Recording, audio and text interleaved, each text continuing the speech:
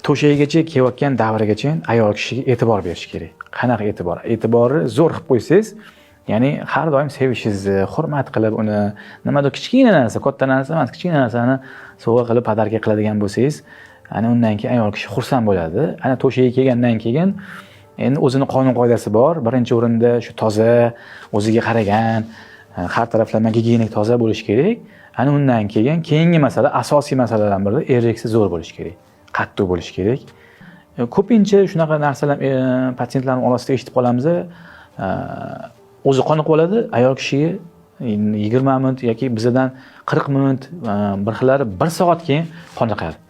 Shuning uchun birinchi ayol kishini erkalab, o'sha erogenniy zonalari bilan shug'ullangan holatda keyin bir yarim soat 40 minutdan keyin o'zingiz amaliyotni bajarishingiz kerak bo'ladi. Amaliyot bajarayotganda sizda ereksiya yaxshi bo'lishi kerak, uzoqroq davom etishi kerak. Shu ayol kishini qondiradigan va o'zingiz qoniqadigan darajada bo'lsa,